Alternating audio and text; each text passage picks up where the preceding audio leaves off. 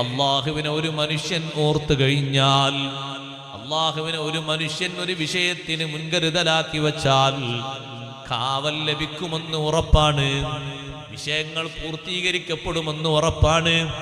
അതിനൊരു സംശയവും ഒരു സന്ദേഹവും വേണ്ട. അതുകൊണ്ട് പഴയകാലത്ത് ചൊല്ലുന്ന ദിക്റുകളൊന്നും മാറിപ്പോകരുത്.